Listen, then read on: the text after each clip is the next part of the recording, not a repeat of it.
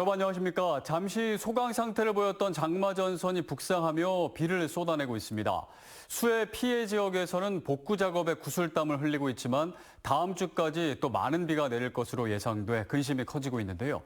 더 이상 추가 피해가 없기를 바라며 CJB 이슈 인사이트 지금 시작합니다.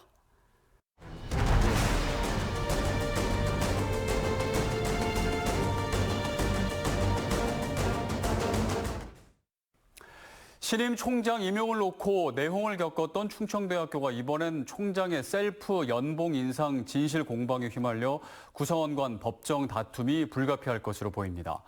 충청대 대학평의원회가 지난 10일 송승호 총장을 횡령 혐의로 고발하자 송승호 총장이 단호한 법적 대응 방침을 밝혔기 때문인데요.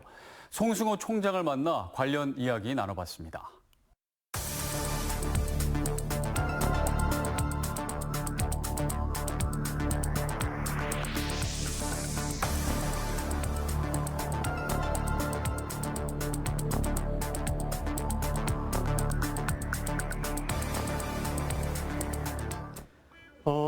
지금 고발은 돼 있는 상태로 알고 있고요. 그래서 저도 이에 대해서 그냥 말으면 마치 제가 횡령을 한 것처럼 이 가시적인 효과가 있기 때문에 저는 학교의 총장이지 않습니까? 이번 사태와 관련해서 먼저 이게 좋은 리더가 사실은 구성원들에게 좋은 영향력을 주고 존경을 받아야 되는데 그렇지 못한 가운데 있으니까 이게 대단히 송구하는 거고 지역사회에서도 죄송합니다. 근데 이런 부분을 계속해서 여러 가지 허위 사실이 있었음에도 불구하고 인내했던 이유는 학교의 수장 아닙니까? 그리고 여기가 교육기관이니까 그것도 나의 부덕의 소치다라고 생각을 하고 있었습니다만은 문제는 이제 너무 법률적으로 많이 나가 있는 거죠.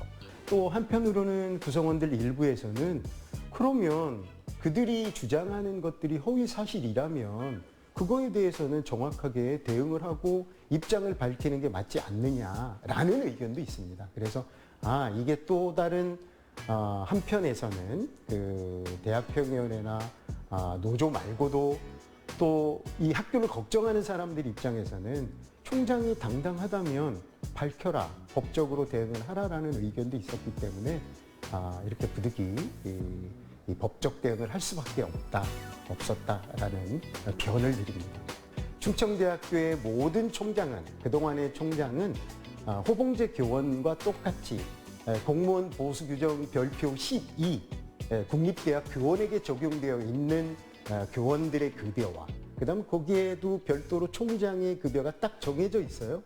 그 정해져 있는 것으로 적용을 받아온 겁니다. 그거를 받아온 것들이 가장 최근에는 2015년 급여 테이블을 사용을 했었고 이번 교섭을 통해서 2023년 급여 테이블을 적용함에 따라서 평균 전체 교원들은 16.5% 정도, 조금 개인마다는 조금 다릅니다. 이게 이제 하우 상박처럼 급여가 높은 연봉자는 퍼센트가 좀 적을 것이고 적은 또 비율은 또 많이 올라가서 평균 한 16.5% 되고 총장도 그렇게 올렸다라고 썼던 내용도 허위사실이고요. 정확하게는 11.6%가 된 상황이 되겠습니다. 2020년에 임용되는 전임교원에 대해서는 연봉제로 계약을 하는 최대 금액은 약 4,500만 원 정도 되고 별표 2에 성과평정을 해서 성과급을 주는 이런 그 규정이 만들어져 있습니다. 근데 이 규정은 전임 교원에게 해당되는 규정입니다. 근데 이들도 총장이 교원이니까 이 규정을 받아서 연봉제 체결을 했어야 된다라고 주장을 하는데 이 주장 역시 허위사실입니다. 왜 그러냐면 총장은 교원이라 할지라도 전임 교원이 아닙니다. 그거는 교육부에서도 우리가 정보공시법에 전임 교원은 얼마에 확보를 해야 된다라는 게 있고 대학 정보공시법, 대학 알림위에다가 정확하게 이 정보들을 공시하게 돼 있습니다. 교육 통계조사 지침이라는 게 있는데 그 학사 편람이라는 게 있습니다. 그 편람에도 보면 명확하게 전임 교원은 누구누구이다. 교수, 부교수, 조교수를 얘기하고 학과에 없는 교수라고 하면 어떤 교수를 말한다라고 되어 있고 또 우리 충청대학교 교원인사관리 규정에 보면 전임 교원이란 하고 규정이 딱 나와 있습니다. 이것만 읽어봤어도 총장이 연봉제 교원으로서의 받아야 된다라고 하는 규정은 맞지 않는 겁니다. 이게 총장을 제외하고 올릴 수 있는 규정은 없어요. 그래서 관련 부서에게도 올리지 말라고 했을 때 그러면 제외하는 규정이 없으니 올리고 기부를 하면 되는 거 아니냐. 그렇게 하셔라 라고 해서 이미 1차적으로는 기부를 했어요. 이게 아직 1년이 다 적용이 되지 않습니까? 그래서 이미 오른 금액의 절반은 기부가 돼 있는 상태고요. 이게 그 다음엔 그러면 왜 오른 거 다 기부하지? 이런 또 질문을 하실 수 있을 텐데 그거는 제가 이미 그 학기 초에 2월 달에도 제가 총장으로 부임하면서 이 임금 소송을 그 2023년 테이블로 하고 교섭에 하면서 임금 소송의 확정 판결이 나올 때까지는 동결되기로 되어 있는 겁니다.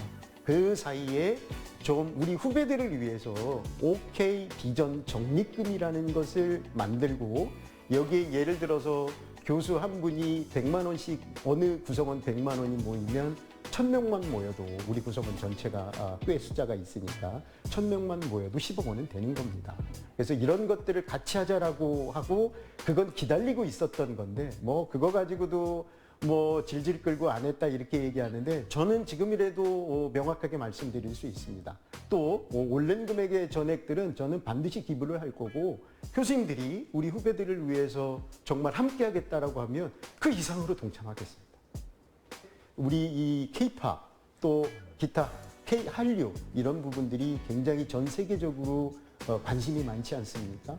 그거에 가지고 있는 학교가 많지 않습니다. 대표적으로 뭐 실용 댄스라든지 실용 음악이라든지 이런 게 전문 대학에서 이 지역에 우리 이 충청도 지역에는 거의 없다고 보셔야 됩니다. 근데 그런 학과들을 유지하고 있다는 것 이게 또 비용도 많이 듭니다. 일반 학과를 운영하는 것보다. 그래서 이런 강점이 있는 이미 지난 40년 동안 많은 이 강점으로 역할을 지역사회에 공헌해 왔던 학과들과 함께하고 이제 정규 학생들만이 아닌 성인 학습자라든지 유학생 이런 부분들을 좀 고민해야 된다. 그런 측면에서는 이제 내년부터 라이즈 사업이라고 하는 새로운 지역 소멸을 방지하기 위한 지자체와 함께하는 사업들이 대대적으로 진행이 될 때 우리 김영환 지사님께서도 늘 강조해왔던 K 유학생 1만 명 목표에 우리 충청대가 가장 전문대 중에서는 발빠르게 대응할 수 있고 부응할 수 있습니다. 그 이유는 우리 충청대학의 현재 유학생 수가 400여 명에 이릅니다. 예를 들면 어학연수생으로 200명, 학과에도 200명이라는 적지 않은 숫자가 있습니다. 이 숫자들을 더 늘려나갈 것이고 이런 부분들로 함께 했을 때 우리 충청대학은 전문대학으로서의 역할을 분명히 하면서 발전할 수 있다라는 소신을 가지고 있고 확신도 가지고 있습니다.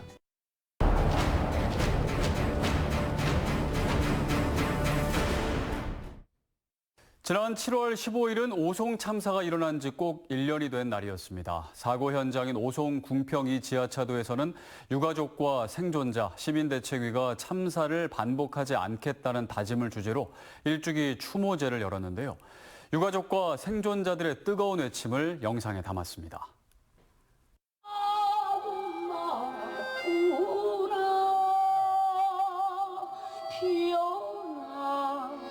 지 못한 채 하늘만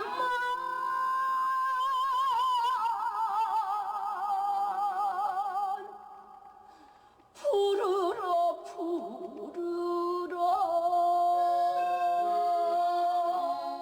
오송 참사 이후 악몽 같은 1년이 지났습니다. 갑작스런 참사로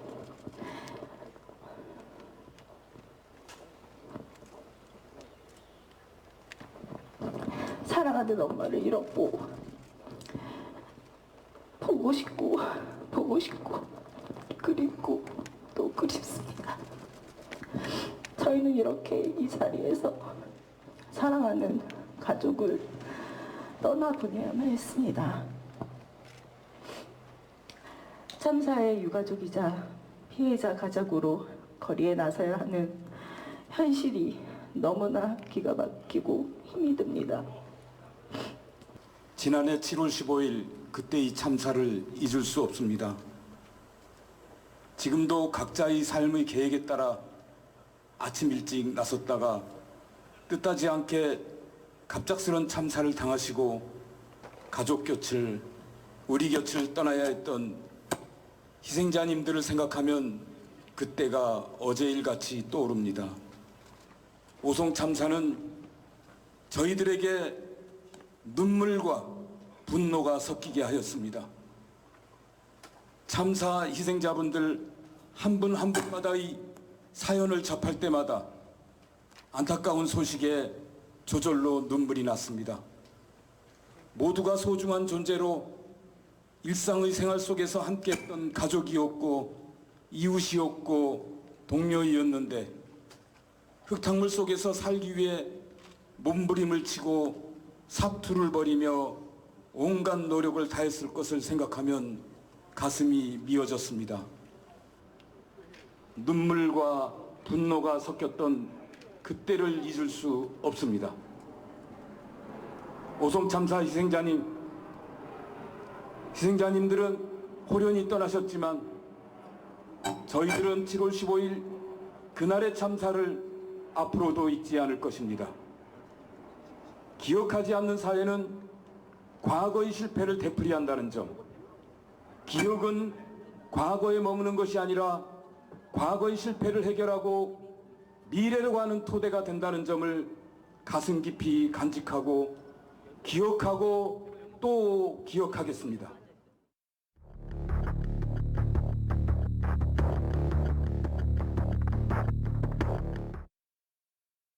네, 이슈엔 토론 시간입니다. 우리 삶에 있어 날씨는 많은 부분에 영향을 끼치고 있는데요. 그런데 요즘은 단순히 영향을 넘어 피해와 안전까지 걱정해야 하는 상황에 이르고 있습니다.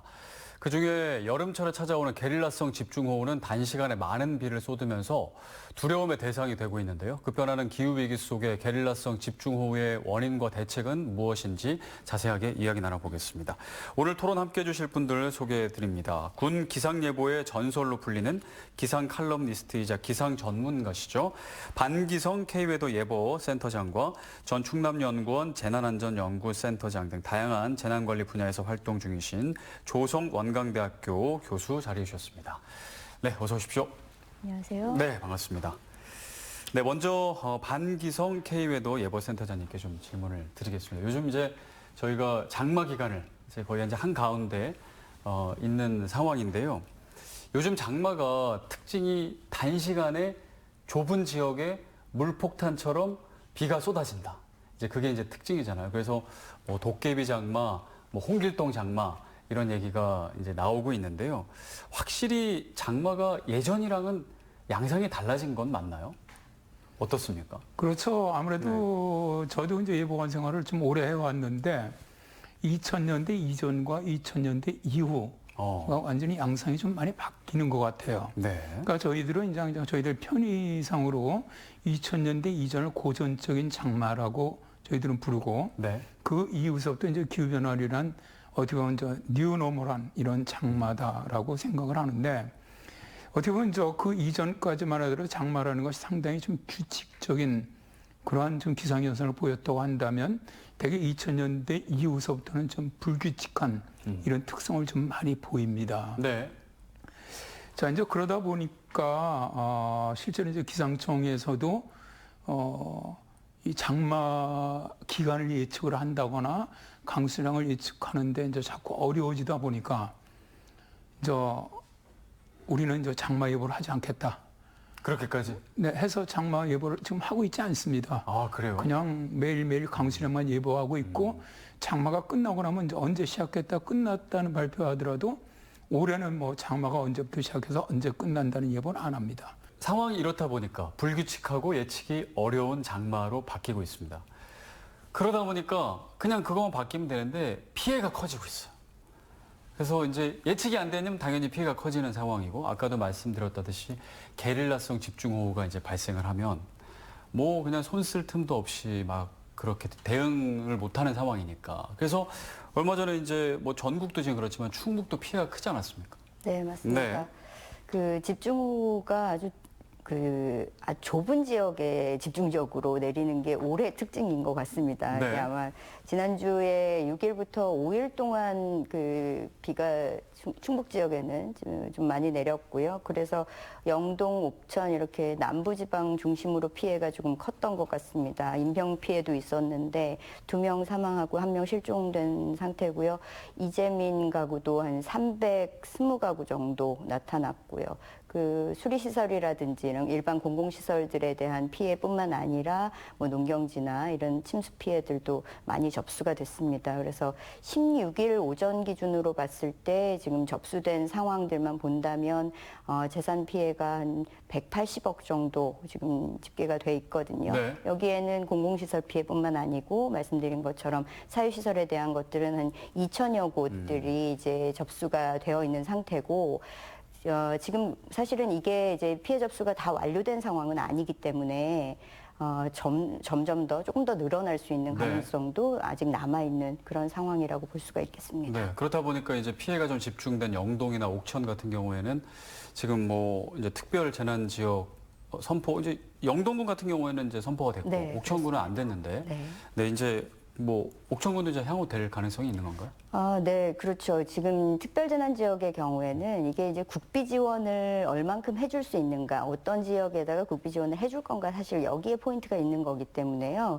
기존의 지방자치단체의 재정력 규모를 살펴본 다음에 이게 결정이 됩니다. 그래서 네. 신청할 수 있는 기준들이 다 조금씩 차이가 있는데 영동군의 경우에는 피해액이 65억 규모가 넘어가면 신청할 수 있어요. 그래서 이번에 15일에 이미 이제 선포가 받아들여졌고 선포된 걸로 나왔는데 지금 옥천군의 경우에도 91억 정도 이제 피해가 집계가 된 상황이거든요. 지금 신청했기 때문에 아마도 이런 정도의 피해 양상과 전국적인 대책들로 본다면은 뭐 선포되지 않을까라고 예상을 해볼 수가 있을 것 같습니다. 네. 네. 올해 이제 장마의 특징. 뭐 그동안에도 사실 게릴라성 집중호우는 있었겠지만 이제 특히 올해 전문가들이 올해 두드러진 특징이 이제 이런 게릴라성 집중호우다라고 이제 말을 하고 있는데요. 왜 생기는 건가요? 어떻게 하면 그게 생기는 건가요? 일단 네. 지금 그러니까 그 작년 6월부터 일단 올해 6월까지 13개월 동안 전 지구 평균 기온이 거의 역대 계속 매달 최고 기온을 기록을 했습니다. 우리가 이제 그 2015년 파리 협약 때 전 지구 평균 기온을 산업화 이전에 비해서 1.5도 이상 올라가면 안 된다. 그렇게 했는데 네. 실제로 작년 6월부터 올해 5월까지 1년 올라간 게 1.63도가 올라갔습니다. 그러니까 1.5도에서 막아야 한다고 했는데도 불구하고 비록 짧은 기간 1년이라고 하더라도 벌써 그걸 넘어버린 거죠. 그 정도로 그래요? 지구 기온이 엄청나게 지금 올라 있고요. 네. 두 번째는 전 세계 해양 온도, 해수 온도라고 그러죠.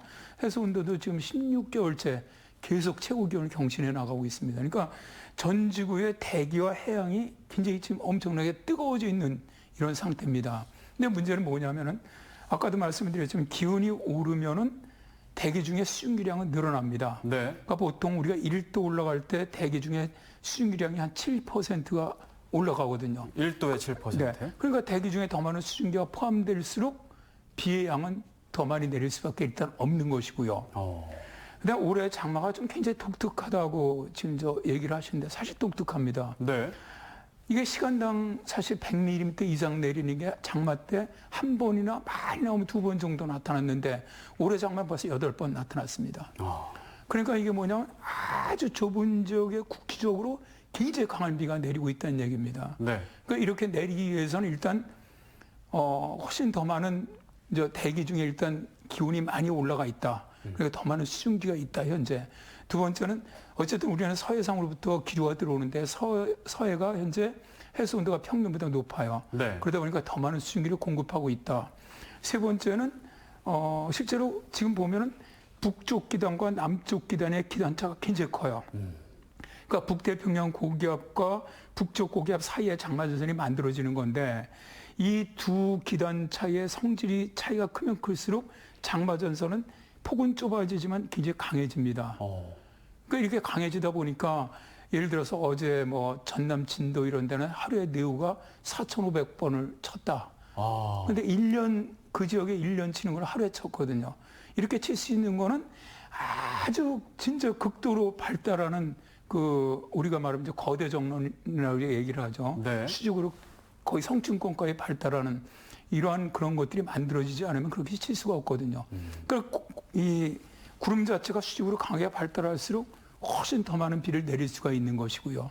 그러니까 이러한 것들 때문에 상당히 국지적인 아주 좁은 지역에 특히 많은 비가 내린다. 9일에서 10일 같은 경우 전북 군산 같은 데 시간당 146mm가 내렸습니다. 네. 좀 엄청났죠. 엄청나네요. 근데 바로 그 옆에 있는 부안은 시간당 10mm가 안 내렸어요.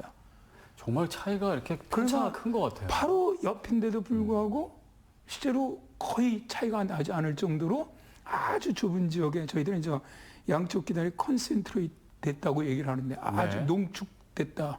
이 비구름대가 좀 그런 형태가 올해는 상당히 많이 나타납니다. 이제 그러다 보니까 뭐 게릴라성 호우라는 건 좀 많이 써왔던 거지만 특히 올해는 뭐 더 두드러졌다. 말씀하신 것처럼 뭐 홍길동 쏟아지다 갑자기 동해 번쩍, 서해 사라져버리고 번쩍. 이런 식으로 나타난다. 또 어떤 분들은 이제 뭐 스콜성 호우다. 네. 또 어떤 분은 띠장마다 그러니까 상당히 다양한 용어를 언론에서 네. 이건 공식적인 용어는 아니거든요. 그러니까 알고는 얘기는 많이 들었는데 이제 더 크게 와닿는 것 같습니다. 그러다 보니까 이제 홍수, 뭐 다 이어지는 거죠. 산사태 등등등. 어쨌든 안전하게 살아야 되니까 네.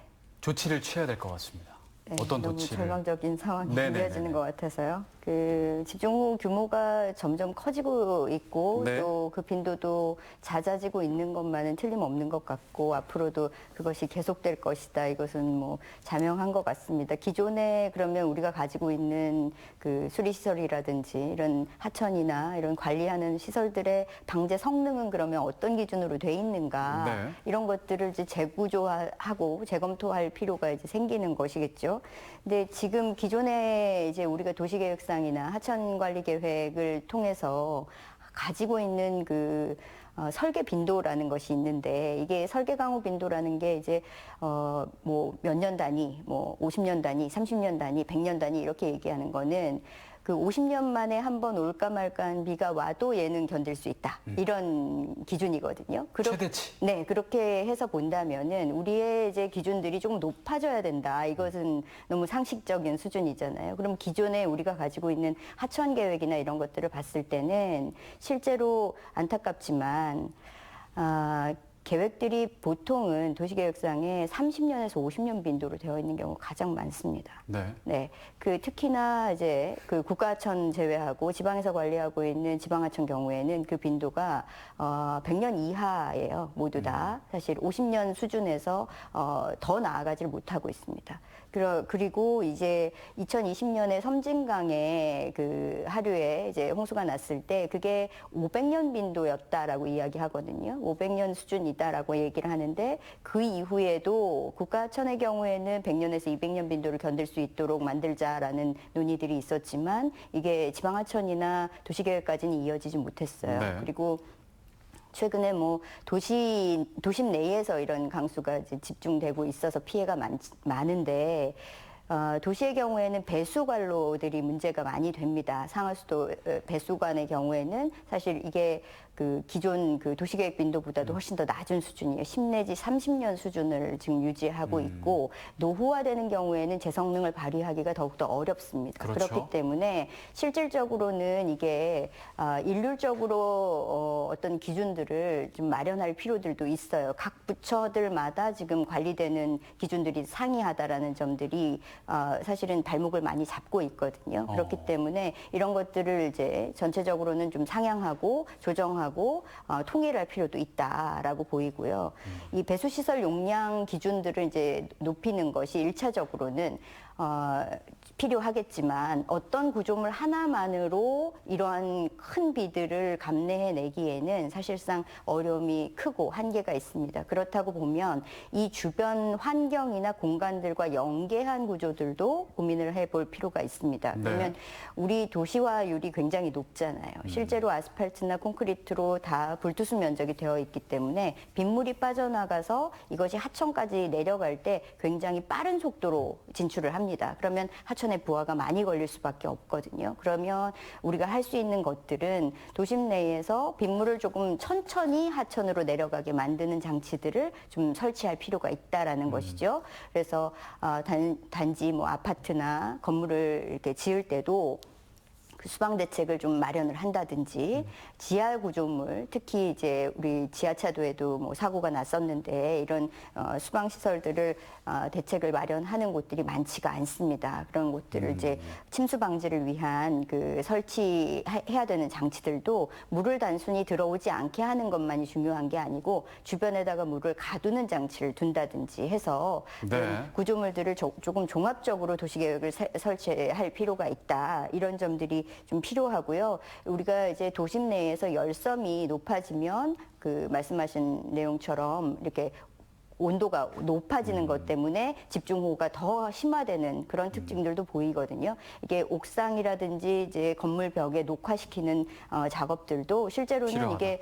이게 온도를 낮춘다는 측면에서도 굉장히 필요한 알겠습니다. 그런 방법이라고 보입니다. 근데 이제 이런 이야기가 올해 처음 나온 게 아니라 지금 벌써 몇 년 전부터 계속 나왔고 이런 것들 대책이 안전관리 기준을 강화하는 것이 필요하다라는 목소리가 있는데 뭐 이렇게 행정적으로는 변화가 없는 것 같아요. 이게 힘든가 봐요?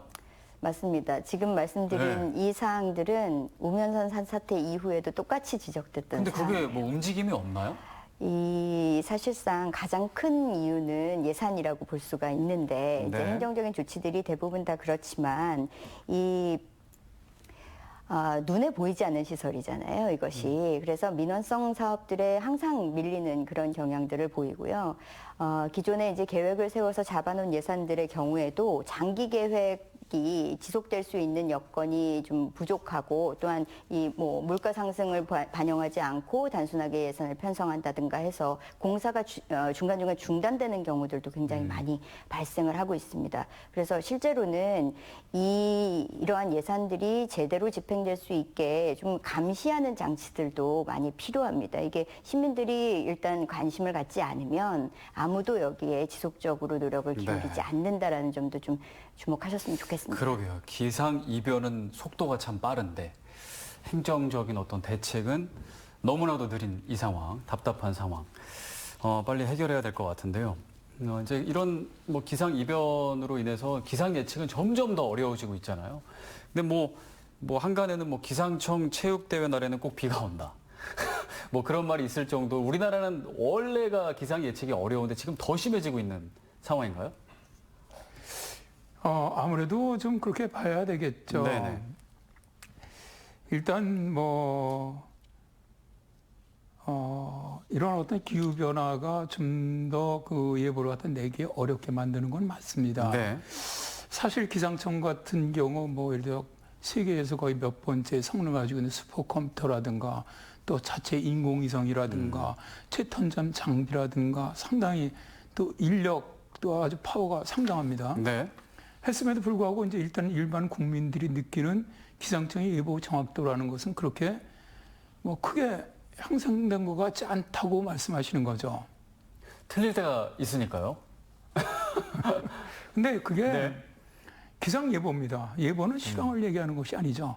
예측을 하는 것인데 예측이라는 것은 틀릴 수가 있는 겁니다. 그렇죠. 그러니까 이제 우리가 자꾸 기대치가 100%를 맞기를 기대하고선 기상청 예보를 보다 보니까 얘들은 뭐 실황 중계청이냐, 이거 뭐 구라청 아니냐, 뭐 이런 얘기를 하는데 상당히 우리나라 같은 경우는 좀 다른 나라에 비해서 예보 내기가 쉽지는 않습니다. 그러니까 우리나라 특징 자체가. 네, 그러니까 네. 왜냐하면은 일단 삼면이 바다에 있고 네. 그러면서도 대륙 쪽의 영향을 많이 받고 있고 그런데 또 그 반면에 또 해양 쪽의 영향도 굉장히 많이 받는 나라입니다. 그러니까 우리나라가 저 기후로 따지면 동안기후에 속하는데 동안기후 같은 경우는 북쪽에 아주 차가운 공기와 남쪽에 아주 뜨겁고 습한 공기가 부딪히는 지역에 있거든요.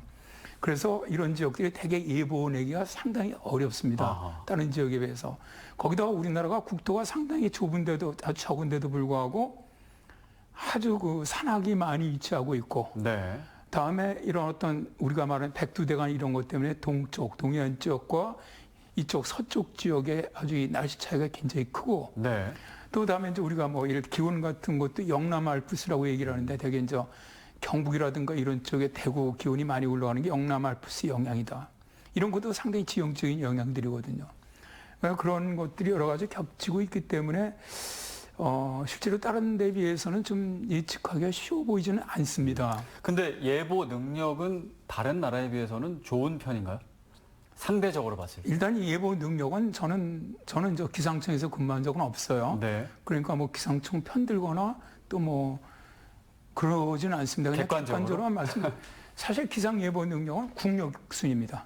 아, 그래요? 그러니까 국력이 강한 나라의 기상 예보 능력이 뛰어납니다. 그럴 수밖에 없습니다. 왜냐하면 수많은 우선 인력, 그죠? 맨파워가 좋아야 되고요. 두 번째는 엄청난 최신 장비들, 슈퍼컴퓨터라든가 엄청 고가 장비들이거든요.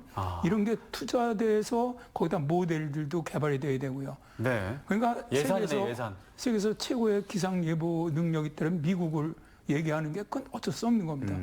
미국의 그 예측 기관들의 능력이 엄청나거든요. 네. 그다음에 보통 뭐 일본, 뭐 그다음에 독일, 뭐 이런 얘기하는 게 결국은 국력순이라는 거죠. 그러니까 그만큼 많은 돈을 투자할 수 있는 그런 나라의 예보 능력이 더 좋습니다. 네. 아까 이제 우리 선생님도 말씀하셨지만은 실제로 막 옛날서부터 이거는 이렇게 해야 됩니다, 해야 된다 했는데도 예산 우선순위에서 밀리다 보니까 실제로 이제 목소리만 남아있는 상황. 그런데 그래도 다행히 기상청 장비들은 많이 우리나라는 투자가 됐습니다. 네. 그래서 실제로 우리나라 거의 제가 보기에는 예보 능력 순위가 전 세계로 따지면 한 12 정도 전후가 되지 않겠나. 굉장히 그것도 거의 국력순 비슷하네요. 그러니까 제가 국력순 근데 굉장히 높은 수준입니다. 사실은 우리나라 그래요? 국민들한테 욕 많이 먹지만 사실은 우리나라 당장 예를 들어서 동남아시아라든가 남아시아라든가 뭐 아프리카라든가 뭐 남미라든가 이런 데는 자체 국가의 어떤 이런 극한 기상을 예측하거나 경보내는 수준도 안 됩니다. 아, 그래요. 그러니까 실제로 그런 나라들은 그런 장비를 북한도 마찬가지지만 살 돈이 없는 것이죠. 네. 그런데 우리나라는 그래도 그거보다는 훨씬 낫죠. 그래서 뭐 최근에 이제 어쨌든 우리나라 예보관들 이제 은퇴한 예보관들이 후진국들 가갖고 많이 그저 가르치고 그러지 않습니까? 네. 그래서 저는 어쨌든 우리나라 기상청 예보 능력은 그래도 굉장히 전 세계적으로 높은 상위권에 속한다. 그렇게 생각을 합니다. 알겠습니다. 우리나라는 이제 지역적인 특성 자체가 삼면이 바다로 둘러싸여 있어서 예보가 그냥 원래 어려운데 지금은 이제 기상 이변 때문에 더 어려워졌다. 그래서 저희가 이제 할 수 있는 일은 기상을 뭐 어떻게 바꿀 수는 없는 일이니까 물론 또 지구 온난화로 이제 모두가 노력을 해야겠지만 이제 예방, 대책, 재난 안전 대책 이런 것들이 필요할 것 같습니다. 재난 안전 대책의 방향이 예전과는 그냥 아예 달라져야 될 것 같아요. 그냥 네. 어떻게 달라져야 될까? 구조적으로 좀 네.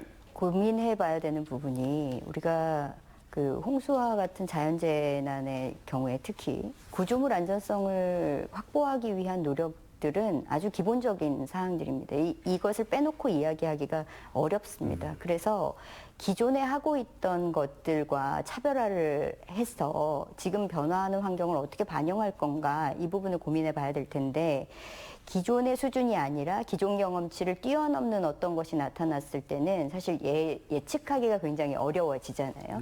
네. 단순하게 예보가 있어서 대비한다 이런 수준에서 벗어나서 실제로는 미래에 발생 가능한 수준을 예상해보고 그것에 우리의 피해 범위가 어느 정도 될 건가 이래야만 사실은 의사결정을 할 수가 있습니다. 네. 그래서 저희가 사실은 이제 많이 주장하고 있는 것이 최근에는 신기술을 많이 접목을 해야 한다. 이쪽 그 재난관리 분야에 있어서. AI 기술 같은? 네, 그렇습니다. 그래서 네. 가장 대표적으로 나올 수 있는 것이 말씀하신 데이터 기반의 어떤 그 디지털 트윈 같은 것이죠. 그래서 가상의 지금과 현재와 유사한 그 모델을 하나 설정을 할 수가 있고 여기 안에는 기존의 조건들을 다 넣을 수가 있거든요. 우리가 가지고 있는 자연 환경이라든지 사회 환경, 뭐 도로나 이런 건물이나 이런 것들까지도 다 집적할 수가 있고 이런 상황 하에서 극한의 어떤 기상 상황을 제공해 줬을 때 피해 범위가 얼마나 될 것인가,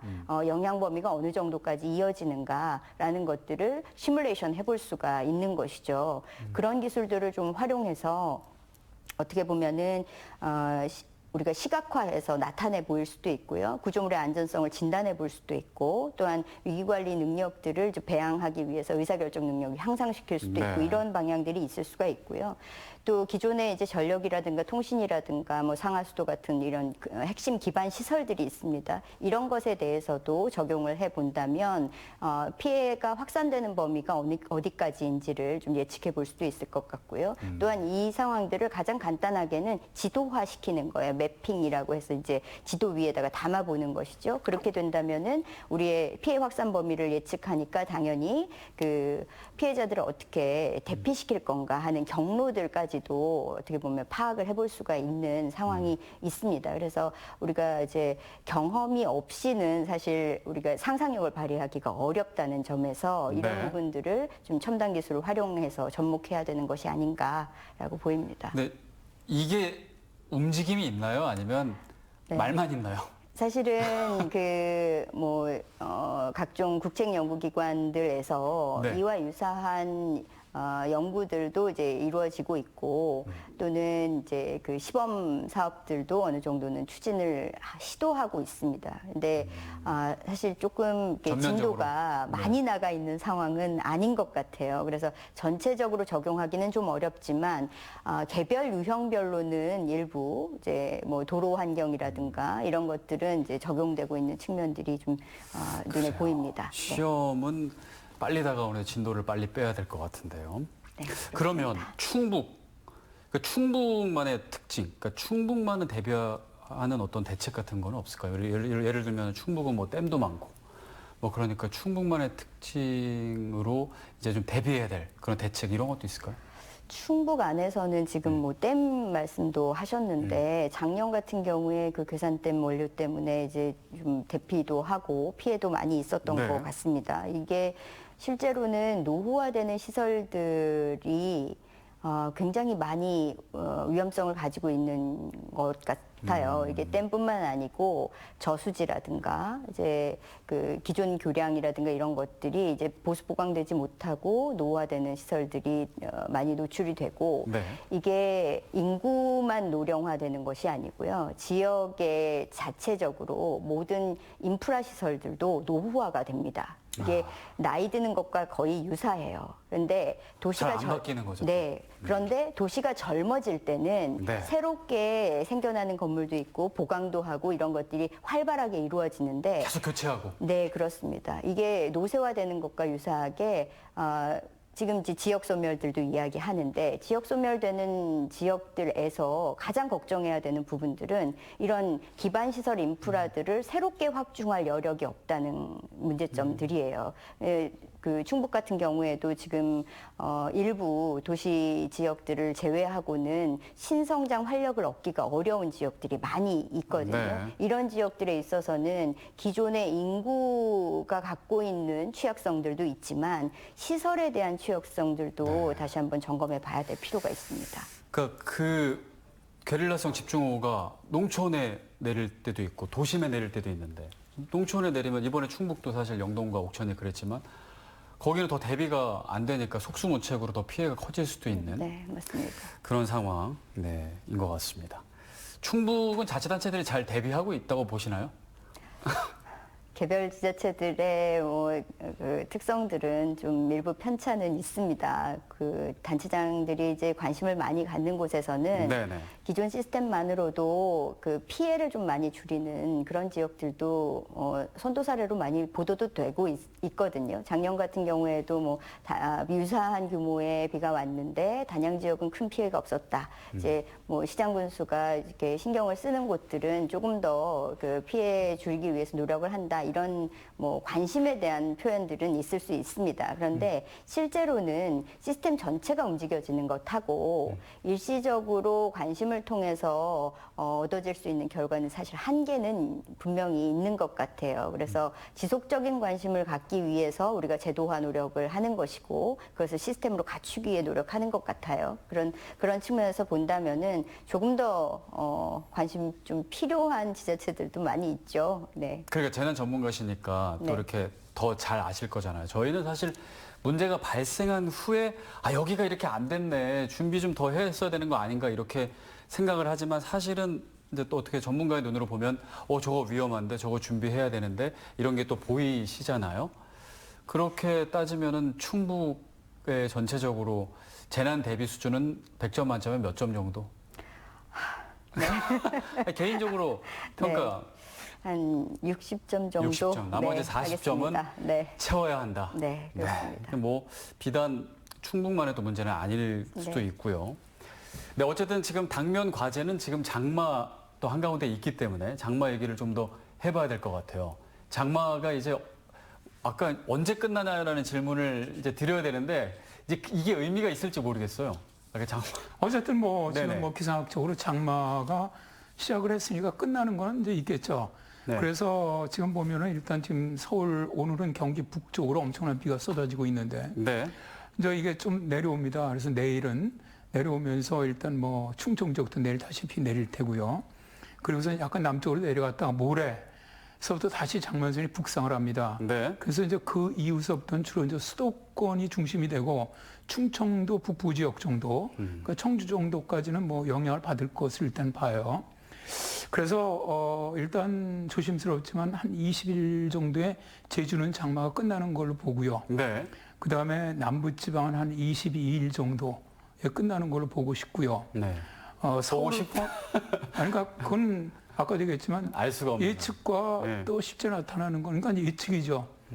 그리고 이제 수도권은 한 25일에서 26일 사이에 장마가 일단 끝날 것으로 예상. 보고 있습니다. 왜냐하면 우리나라는 장마가 끝난다는 건 결국 북태평양 고기압이 만주까지 밀고 올라갈 때 네. 장마가 끝난다고 얘기하는 것이거든요. 그러니까 북태평양이 밀고 올라온다는 얘기는 그때부터 엄청난 폭염이 온다는 얘기입니다. 그러니까 이제 장마가 끝나면 이제 그다음부터 진짜 폭염입니다. 근데 올해는 뭐 지금 전 세계적으로 모든 기후기관들 예측이 평년보다 엄청 더울 거로 다 예상을 하고 있거든요. 또 이제 문제는 장마 때가 비가 그쳤다고 비 안 오는 게 아니라 대개 우리나라는 8월에 장마 끝난 8월에 비 강수량이 더 많습니다. 그래요? 그래서 8월에도 비 피해는 항상 대비하는 그런 건 필요하다고 봅니다. 그러면 이제 향후 장마가 이제 거의 이제 이번 달 말 정도에는 이제 소멸할 것으로 이제 예상을 해주셨는데 그때까지 더 많은 비가 올 가능성도 있겠네요. 그럼요. 아까도 말씀드렸지만 알 수 없는 거기 때문에. 오늘 새벽에 사실 경기 북부 지방에 기상청 예보가 120mm 예보를 냈는데 네. 거의 400mm가 내렸거든요. 그러니까 저는 항상 그렇게 얘기를 합니다. 장마선이 걸쳐 있다면 거기에 몇백 미리가 온다고 아무도 모른다. 그러니까 최소한 누구도 내 지역에 일단 장마선이 올라왔다면은 최소한 300mm까지는 온다고 예상을 하고 대비를 해라. 그러니까 비가 온다는 예보가 있으면 뭐 몇 밀리미터 예보는 나오겠지만 그거는 사실 막 크게 신경 쓰지 말고 최소 몇백 밀리미터 내릴 수 있다라는 생각을 해야 된다. 대비를 하는 게 좋다는 거죠. 그럴 수도 있으니까. 올해 같은 경우는 실제로 계속 그런 식으로 나왔거든요. 예보랑 달리요. 예보보다 훨씬 더 많이 내렸고요.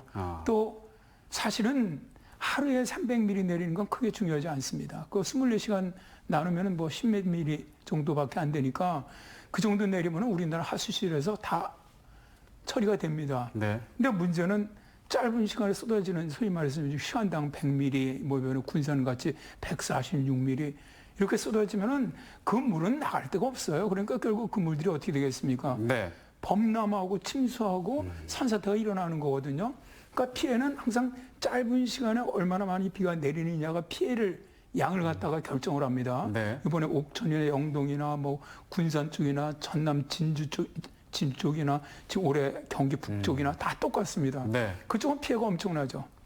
그래서 일단 비가 온다. 아, 장마선 영향이야. 이번에는 줄 충청 쪽으로 올라왔대 그러면은 최악의 경우를 예상을 하고 대비하는 것이 그거는 국민도 필요하지만 실제는 지자체가 저는 더 필요하다고 봅니다. 그게 그런 현명합니다. 마음가짐을 가지고 대비를 할 때 피해를 좀 줄일 수가 있는 것이지 그냥 뭐 기상청에서 100mm 낸대 온대 그러면은 뭐 버틸 수 있을 거 이렇게 생각하면 안 된다는 네. 거죠. 네. 알겠습니다. 요즘에는 예전에는 이렇게 비가 오면 그냥 비가 오나 보다. 조금 뭐 불편하네 이런 생각을 했는데 요즘에는 비가 내리면 무슨 일 나는 거 아니야? 위험하네 이런 생각이 약간 들어서 확실히 심리적으로도 옛날이랑은 좀 달라졌구나. 그게 저뿐만은 아니겠죠. 네, 이제 마지막 질문 어느덧 드려야 될 것 같은데 이상기후로 지금 저희가 목도하고 있지만 또 경험하고 있지만 재난이 많아지고 있습니다. 그런데 이 위기를 뭐 그냥 지켜볼 수만은 없고 또 함께 극복할 수 있는 건 극복을 해야 되고 예방할 수 있는 건 예방을 해야 되는데 우리가 할 수 있는 일 뭐가 있을지 한 말씀씩 듣고 또 마무리하면 좋을 것 같습니다. 네. 지자체가 역할을 해야 되는 점들이 중요하다라고 말씀해 주셨는데요. 네. 이렇게 발생할 수 있는 피해를 줄이기 위해서 뭐 노력해야 되는 부분들, 지금 배수시설이나 이런 작동이 제대로 될 수 있는지 다시 한번 체크해 주시는 것 필요할 것 같고요. 위험 상황이 발생하면 지자체가 주민들에게 신속하게 알려주는 것도 굉장히 필요합니다. 그래서 상황 파악할 수 있도록 경계태세를 늘 갖추고 있는 것들이 아마 지자체에서는 가장 해야 되는 일이 아닌가라고 생각이 들고요. 주민들 각자의 입장에서도 할 일들이 꽤 많이 있다라고 생각이 듭니다. 그래서 집중호우가 있을 때는 강이나 하천이나 이런 위험한 지역으로 나온 곳들은 침수가 발생할 수 있는 위험이 있다라고 한다면 아무래도 가지 않는다거나 이제 행동을 좀 조심한다거나 하는 내용들도 좀 필요할 것 같습니다. 그리고 피해가 예상되는 지역의 주민들을 대피하도록 독려하는 경우에 이에 잘 따르지 않는 경우들도 많이 있어요. 그래서 이런 데 대한 협조들도 좀 필요하지 않는가라고 생각이 듭니다. 네. 이게 잘 숙지를 해야 이게 딱 위기 상황이 발생했을 때 몸이 탁 움직이는 거잖아요. 마지막으로 한 말씀. 일단 뭐 기후적인 측면에서 일단 이런 결국 재난이라는 것이 더 늘어나는 것이 기후변화 때문이거든요. 그러니까 우리가 기후변화를 갖다 어떻게 대응할 것이냐는 이제 통상 언론적으로 뭐 기후완화, 적응 이런 얘기를 합니다. 그래서 일단 기후변화 갖다 막기 위해서 완화를 시켜야 되겠죠. 그러니까 뭐 탄소 중립 예를 들어 대표적으로 그래서 뭐 이제 우리가 산업체에서 일단 뭐 이산화탄소 배출을 줄이고 뭐 신재생 에너지를 늘리고 뭐 이런 이제 언론적인 이런 거가 중요하겠죠. 어쨌든 이제 그건 국가적인 게서 이제 많이 좀 포션을 차지하고요.